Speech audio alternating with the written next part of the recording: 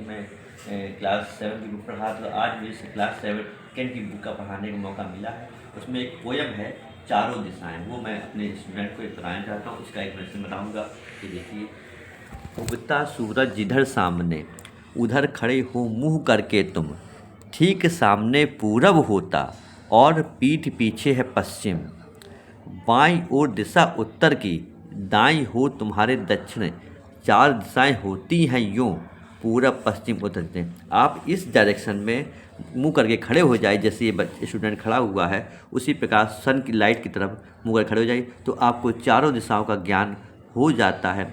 आपकी जो front face जिस तरफ होगा और फेस के सामने जब सूरज दिखेगा तो समझ लीजिए वो पूरब दिशा होगी। ठीक है, तो पूरब, और पीठ पीछे जो होगा वो पश्चिम होगा, बाईं ओर उत्तर दिशा होगी और दाईं ओर तुम्हारी दक्षिण दिशाएं होती हैं।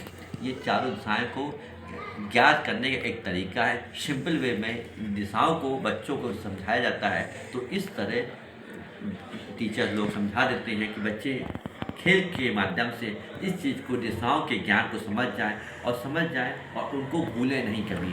इसलिए ये खेल के माध्यम से बच्चों को सिखाया जाता है।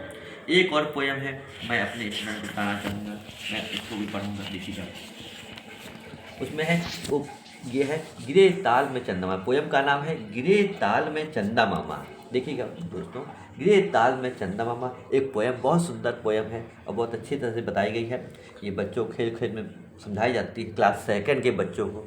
देखिए, गिरे ताल में चंदा मामा, सबने देखा सबने देखा, फंसे जाल में चंदा मामा, सबने देखा सबने देखा, सबने देखा एक अचंभा, मछुआरे ने जाल समेटा, कहीं नहीं थे चंदा मामा, कहाँ गए जी चंदा मामा। तो इस तरह जब मछुआरे ने जाल समेटा तो पहले जाल में के अंदर चंदा मामा दिखाई पड़ रहे थे कि लग रहा जाल के अंदर बंद हो गए हैं। जब मछुआरे ने उस जाल को समेटा है तो चंदा मामा नहीं दिखाई पड़े, क्योंकि चंदा मामा तो आकाश में है, लेकिन उसकी परछाई जल में दिखाई पड़ रही थी, उसकी परछाई जो है जल में दिखाई पड़ रही। इसलिए ये संभवतः प्रतीत हो रहा था कि जैसे चंदा मामा जाल में फंस गए हैं, मछली वाले जाल मछली। तो जब उसने मछुआरे ने जाल को समेटा, मछली के जाल को, तो मछलियाँ थी, क्योंकि चंदा मामा तो आकाश में होते हैं। इस तरह की होती। और इसके जेस जोशी इसके राइटर हैं।